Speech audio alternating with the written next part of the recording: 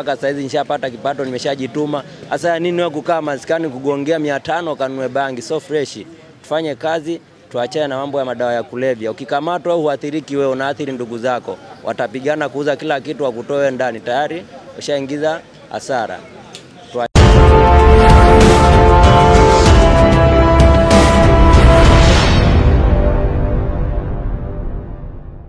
Itakumbukwa kuwa kila tarehe 26 Juni ya kila mwaka huadhimishwa siku ya kimataifa ya kupiga vita matumizi na usambazaji wa biashara haramu ya dawa za kulevya, ambapo siku ya jana Zanzibar tumeadhimisha siku hiyo, na leo Leaders TV imepata nafasi ya kuzungumza na wananchi mbalimbali maoni yao juu ya kupiga vita masuala mazima ya biashara haramu na matumizi ya dawa za kulevya.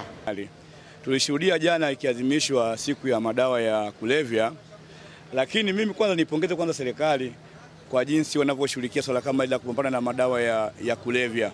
Wanajitahidi kadri ya uwezo wao, na tumeona siku mbili hizi unaona yakifichuliwa madawa ya kulevya, wamekamatwa wahusika. Kwa hiyo kama mimi mwananchi nipongeza serikali ya Zanzibar na serikali ya Jamhuri ya Muungano kwa kupambana na madawa ya kulevya.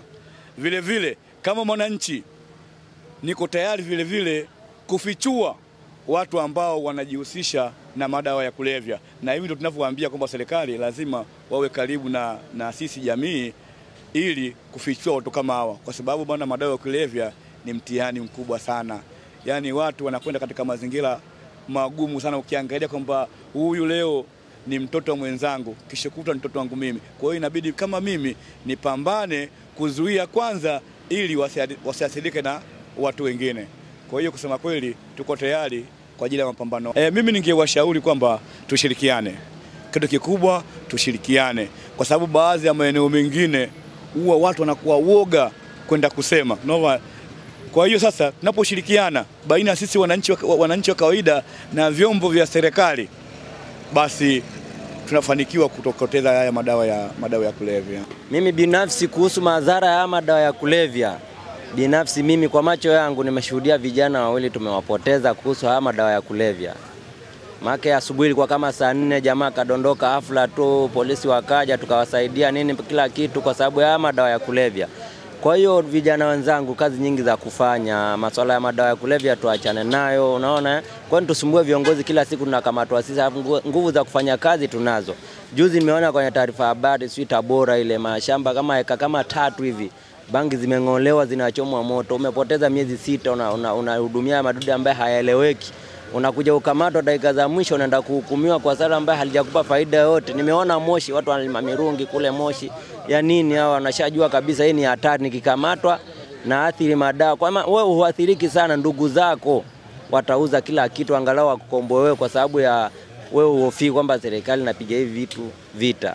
Kwa vijana wenzangu, tuache masuala ya mambo ya dawa ya kulevya, tuna nguvu za kufanya kazi. Tunapoteza nguvu, yani tunapoteza nguvu si vijana, nguvu ya taifa, tunapoteza nguvu zetu za taifa kwa sababu nishayashuhudia mwenyewe.